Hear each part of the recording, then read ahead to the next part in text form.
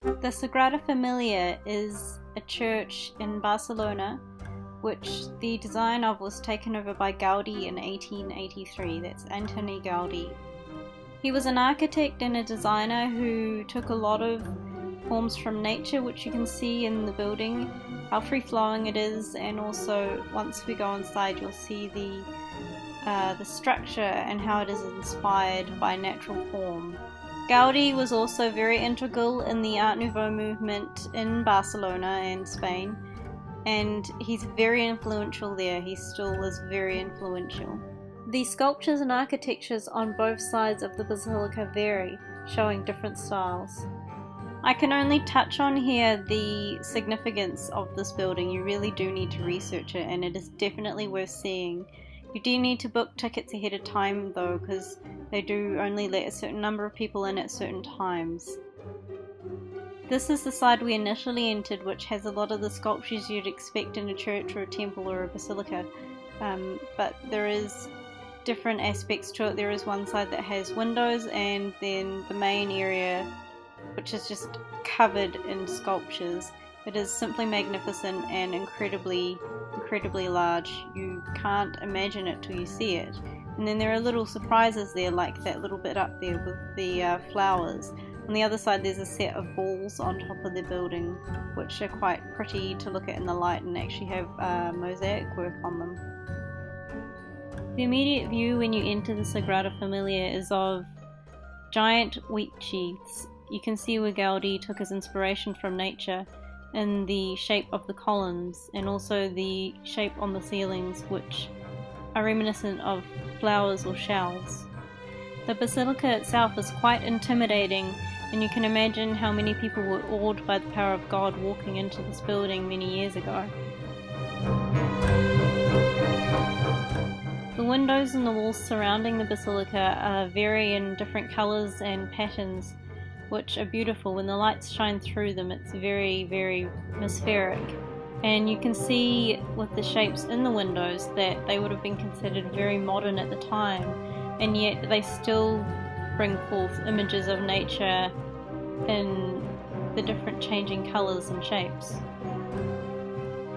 Although there are religious icons around the building, inside and out, you don't have to be religious to appreciate the beauty and the artwork within the architect in this construction. Seeing the lights shining through the windows at the different times of day and the different angles, you can see how people would revere their gods so deeply and that they would die for them and fight for them. It is truly beautiful and something you do need to see to believe. And while this building is truly amazing, Gaudi hasn't neglected the more practical considerations of where people are going to sit and watch their devotions to their gods. In fact, while we were sitting there, there were monks sitting in some seats set aside in front of the altar, which isn't actually completed, and praying to their gods essentially. We even sat there for a moment and contemplated for a while, which is kind of hard in amongst several hundred tourists.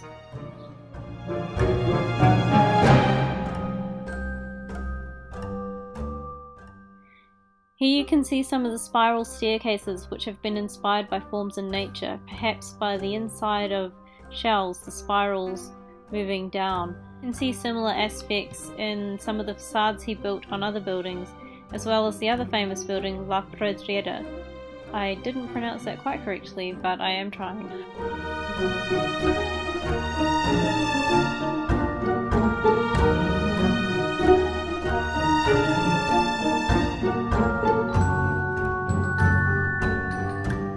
This is the main altar I spoke of earlier and the seating area which is set aside for people to pay their devotions.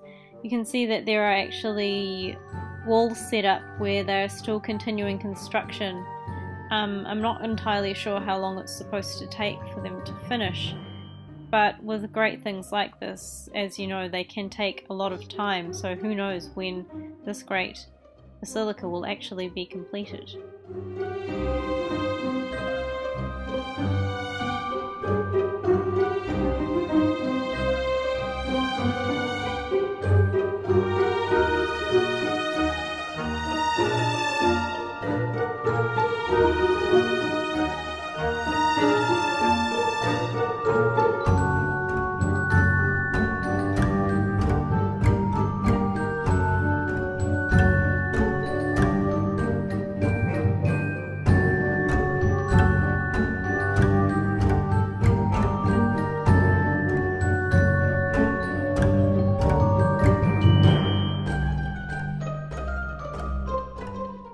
This is actually one of the smaller chapels downstairs. We didn't actually go in there. I don't think you can access it. However, it did show that there is a more modest area below. Here you can see some of the sculptures on the other side of the building. The styles of sculpture on the side are more futuristic and cubist, I would say. I would be curious to note where modern architects and designers have had to take over the building of this grand undertaking, as a lot of the pictures that were made for this, plans and pictures, were burnt. So they're having to recreate things from other parts and fill in gaps. The details and workmanship in Sagrada Familia are incredible, and if you're going to go to Barcelona, you definitely need to go and see them. I really appreciated visiting this great architectural marvel, and I wouldn't have missed it for anything. Please like and subscribe for more variations on content.